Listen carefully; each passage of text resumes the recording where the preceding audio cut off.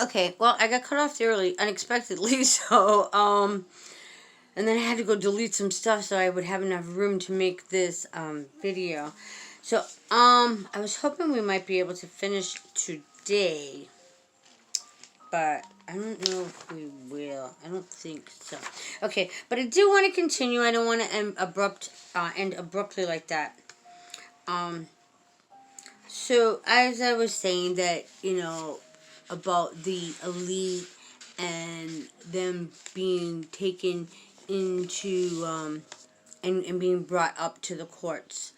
Um, but, so here it says, okay, I read 10, Matthew 10:21.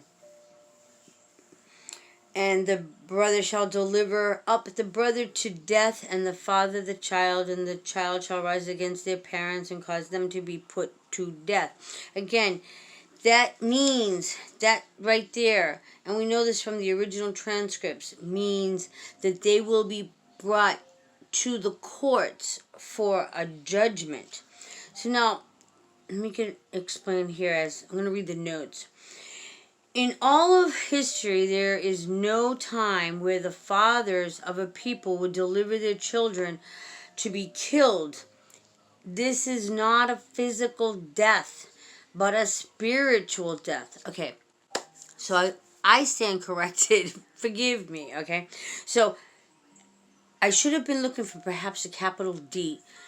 Satan is called death, and many times, and so in that aspect we will be brought up to death. We will be brought up to the beast system's courts, okay? But at the same time, as it states in the notes, this is not a physical death but a spiritual death.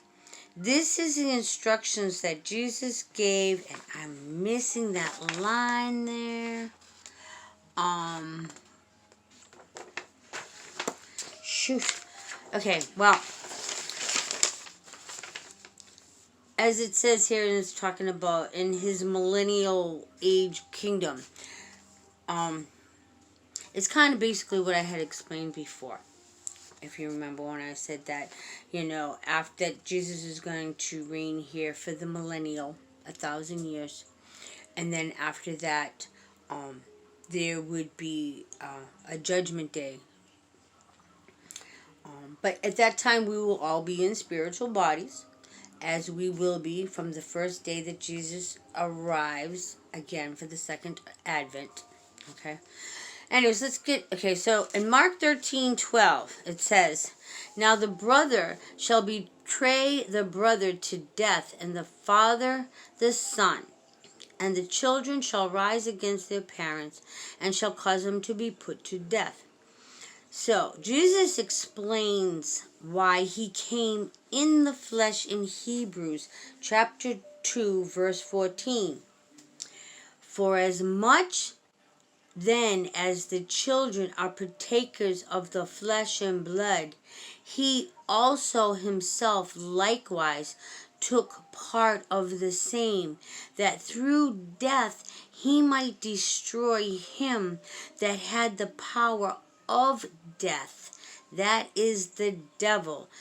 Jesus came to destroy Satan, the devil.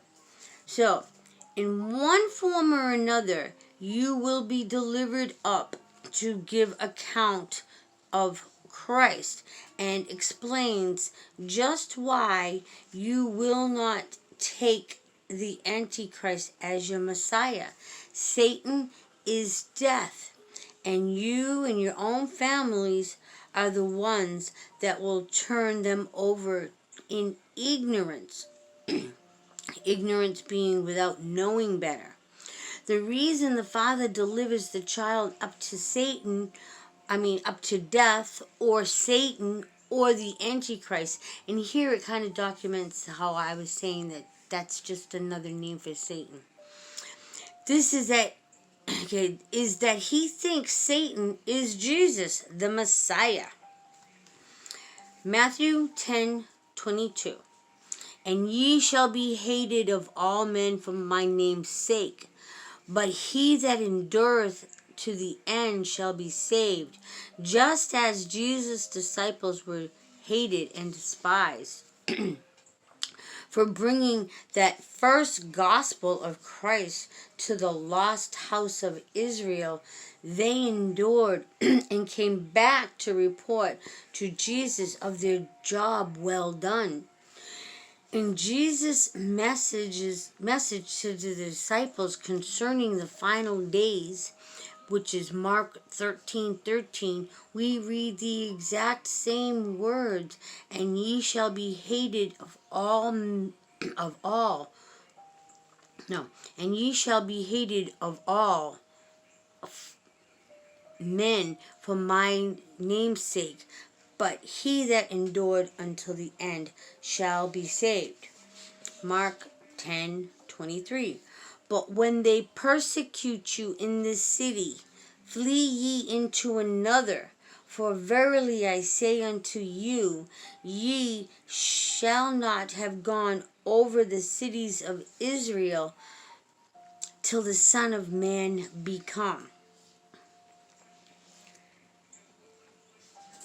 So the notes here say, there's a lot of stuff talking about the generation of the fig tree and the which is the understanding the parable of the fig tree will help you to understand the generation of the fig tree, which is what we are now in. I don't really have the time to go into that today. So I'm just going to go back into reading the book of Matthew, verse 24. The disciple is not above his master, nor the servant above his Lord. I hate when this cuts off and I can't read it. Okay. The student is not above the teacher, and that is just the way it is. You need to keep in the Word. God has given us what we should know, and there is always more to know from His Word. We are to study until we reach the level of our teacher, Jesus Christ. And that is why this entire age we must continue to study.